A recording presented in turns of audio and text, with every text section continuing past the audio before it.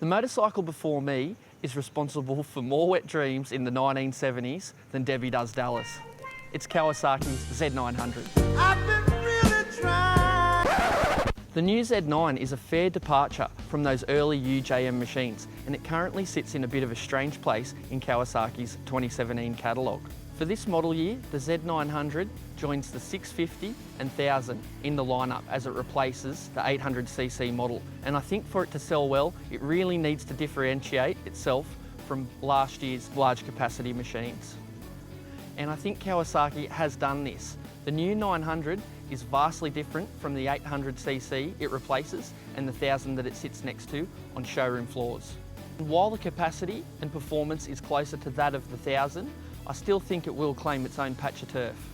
The biggest improvement Kawasaki has made with the Z900 is that it's 21 kilos lighter than the model it replaces and about 11 kilos lighter than the Z1000. This has mainly been achieved by a new trellis frame and a lighter swing arm. And like the 650, the new Z900 has received a major styling update without compromising the aggressive silhouette and imposing aura that Kawasaki dubs Suzugomi.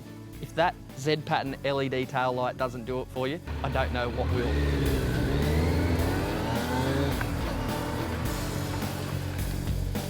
And there's no better way to show off that trellis frame than by painting it candy lime green. So there's new instruments which have 3 different display modes, a gear position indicator, programmable shift light and others. But the standout feature on the new Z9 has to be the 948cc inline 4-cylinder engine with its buttery smooth gearbox and slipper clutch.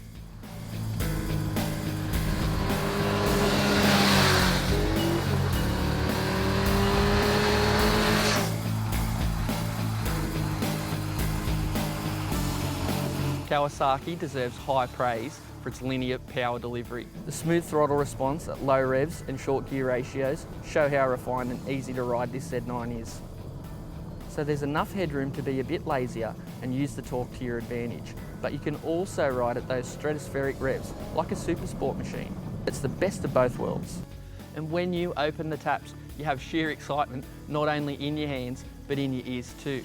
The Z9 is the second bike from Kawasaki to have it designed with its intake owl in mind. Hearing the engine spin up to the point where 99 newtons force 125 ponies to dance is a uniquely Kawasaki experience and something to behold. I can't fault the way the bike steers. 24.5 degrees of rake and 103 mils of trail is a nice balance between agility and stability. It tips into corners confidently and it picks up well.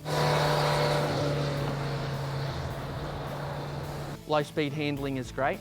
U-turns and lane filtering is a cinch.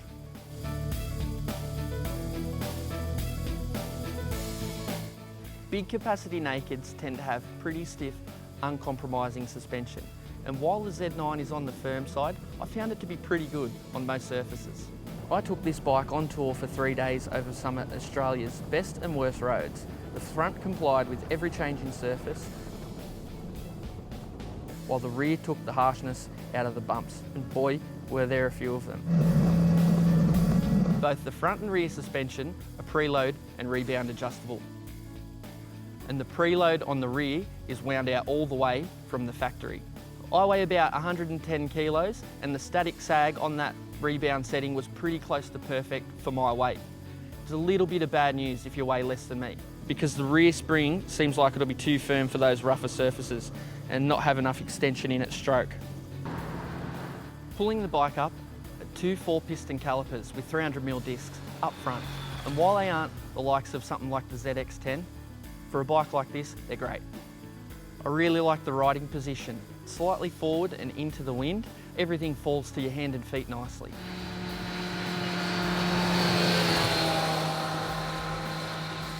But I do think there's a little bit of room for ergonomic improvement. The seat could do with a little bit more padding. The side stand could be a little bit easier to locate and the pegs were a bit slippery in the wet. So, I hear you asking, is that all that's wrong with the bike?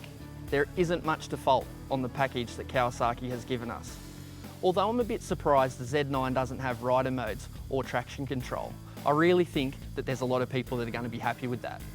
There's no denying that Kawasaki has supplied a simply exhilarating machine. It's fantastic. It has one of the best engines I've come across. At $12,499 plus on-roads, it offers plenty of bang for buck in its category.